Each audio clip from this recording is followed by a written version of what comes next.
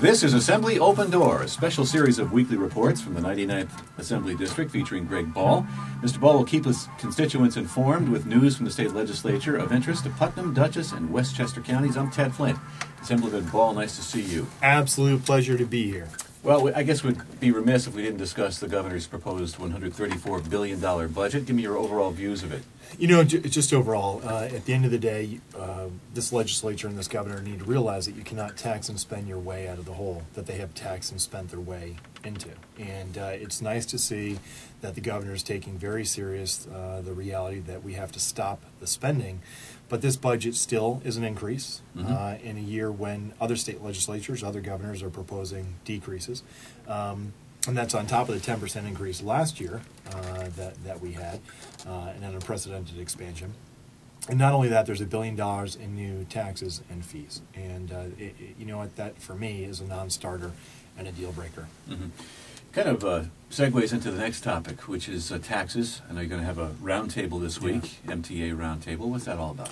Well, you know, $20, all you can eat, all you can drink. No, just kidding. The Mahopac Chamber of Commerce has been kind enough to sponsor this. And at the end of the day, this is the deal. We have a MTA payroll tax that is affecting disproportionately the Hudson Valley. We're left with a quarter vote, but we get a whopper of the bill. And we're talking about millions and millions and millions of dollars that are being shelled out, not only by small business owners, but by nonprofits. There are organizations like the Girl Scouts who have never paid a tax bill before because their nonprofits are exempt and are now going to be paying this horrific MTA payroll tax. And we are already hemorrhaging jobs, specifically in the Hudson Valley. Foreclosures are going through the roof.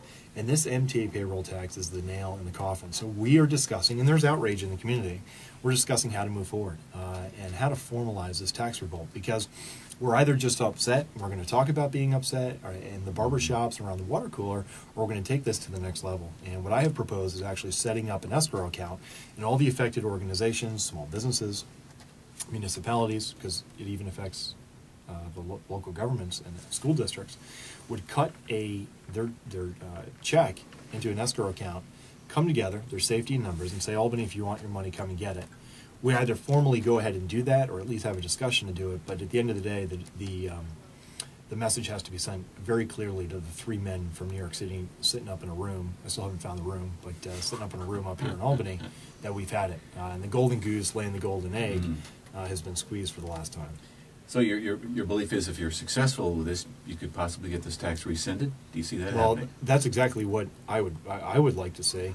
And whether it be the tolls that we pay every day that are supposed to be temporary, that are supposed to last 1 year, I have never heard of a temporary tax. And it just has to go, and it goes without saying in my district, but what people in my district and districts like mine, you know, the 2 million people that have left this state, they're the ones paying the bills. Right. And you have an ever-shrinking number of people who are paying the bills leaving the state, and meanwhile, you have the tax bills increasing and increasing, and you have two types of folks, two sectors of the economy, those who are pulling the wagon, those who are riding on the wagon. And the people who are pulling the wagon are fewer and fewer, and they're getting tireder and tireder. And we've got to send a very clear message to Albany. We see the Tea Party movements nationally, the result of overtaxing and overspending. Speaking of tax revolts, you have one planned April 15th. Yeah, and you know, 2 years before, about 2 years before the first Tea Party, I held a tax revolt on the courthouse steps in Putnam County. I don't know if you remember that. I do. We fought back a very aggressive tax increase. It went from about 60+% to 20%, which was still too high at that time. And we're going to do another one on April 15th, specifically on the MTA payroll tax, property taxes, and we're asking everybody in the Hudson Valley, taxpayers, patriots, come together, and we're going to formalize that effort, and we'll be getting more information out on that. And people should go to my website, www.auditthemta.com. That's auditthemta.com. You've been listening to Assembly Open Door with 99th District Assemblyman Greg Ball. You may write Assemblyman Ball at the Donald B. Smith Government Center, 110 Old Route 6, Carmel, 10512 the zip. You could, but that'd be the wrong address. But we'll get you the right one in the next show. We'll do.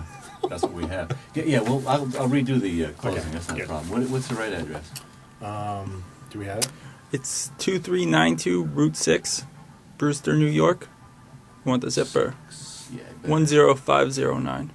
10509 Brewster. 2392 Route 6. 2392 Route 6. All right, we'll just recut that. Okay. All right. Thank you, Good show. sir.